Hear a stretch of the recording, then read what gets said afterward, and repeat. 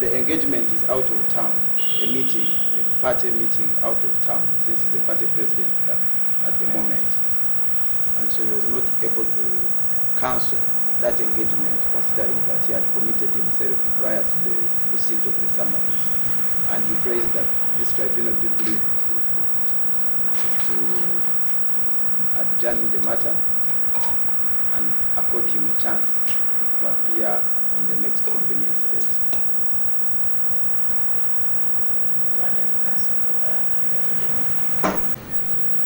Signed that, we will summon him again.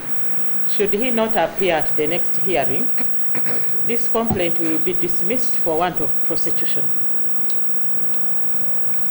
Signed that. Okuwulira complaint ow'ekitiibwa Kyagulanyi gye yafayiringa yeekubira omulanga eri commission mu mwaka 2018 nga akomplaininga lwa poliisi n'ebitongole bya gavumenti ebirala okumugaana okuyimba ate nga gwe mulimu gwe gwajjamu esente zimubeesawo n'abamaka ge. So bwe yaleeta complaint kati emaze emyaka almost 5 nga tebagiwuliranga, naye lwe tuzze wano tubadde tusuubira nti commission ekisookera ddala ejja kwetonda olw'okulwawo okuwuliriza omunnayuganda yeekubidde omulanga balinyirira eddembe lye, naye ekyo tekibaddewo, naye batandikidde mu kukomplaininga nti lwaki teyazze leero lwakuba wabadde waliwo emirimu emirala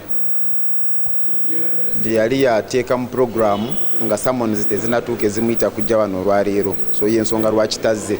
Nti omuntu Honorable Kyagulanyi abakolokota nnyo nga commission, naye ate twabali tumanyi nti eno commission erina kubeera nga teri mukyekubiira, n'olwekyo ebigambo bya ssentebe ogamba nti nno oli emulugunya nnyo ng'ate yagenda otuula nga ssentebe awuliriza omusango, tetumanyi oba tebiraga kyekubiira nga tanaba nakuwuliriza, kubanga ffe tubadde tusabika nti abadde asabye ennaku 2 zokka akomewo wano ku Lwokuna oba Olwokutaano nene batatuwa lunaku. Omuntu alinze emyaka 5 sirowooza nti bw'aba yagumiikiriza yaloopa myaka 5 lwaki commission teyinza tuwa nnaku 2 ze tubadde tusabye.